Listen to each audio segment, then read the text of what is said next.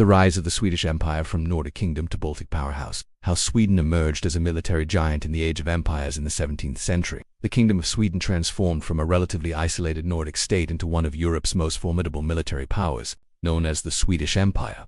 This era marked Sweden's ascent to regional dominance, driven by military innovation, political ambition, and control over key territories around the Baltic Sea.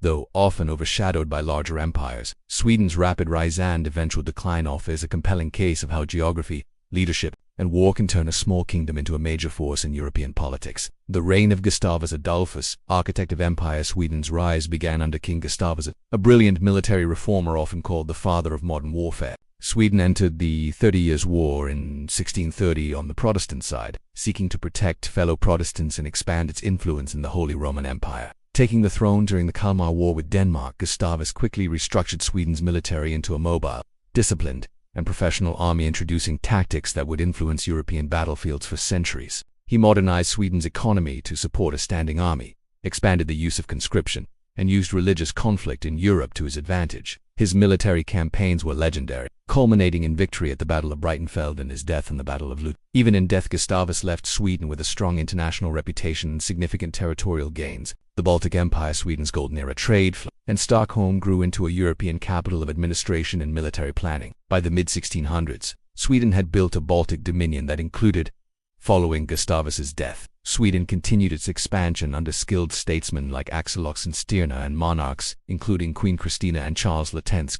Finland, parts of Estonia, Latvia, and Lithuania. The Treaty of Nystad confirmed Russia's dominance in the Baltic, and Peter the Great replaced Sweden as the region's superpower. Territory in northern Germany, parts of modern Poland, even a brief colony in Delaware. North America, known as New Sweden. This made Sweden a dominant force in the region, often referred to as the Lion of the North. Conflict and decline.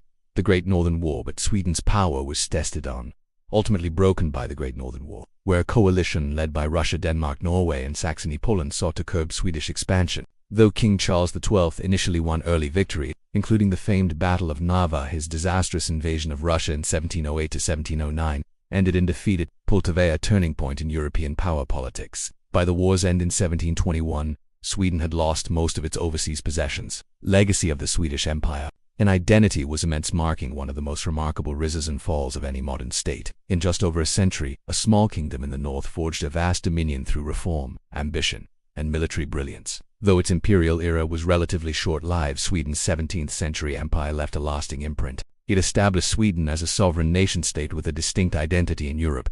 It helped shape modern military organization and tactics. It expanded Sweden's cultural and scientific influence. Many universities, academies, and libraries were founded during this time and marked the emergence of a Protestant power-balancing, Catholic influence in Central Europe. Today, the memory of the empire endures in national heritage, military tradition, and historic sites across the Baltic region. A Nordic empire in a continental arena. Sweden's imperial age reminds us that power can emerge from unexpected places. While short in duration compared to other empires, the Swedish Empire's impact on European diplomacy,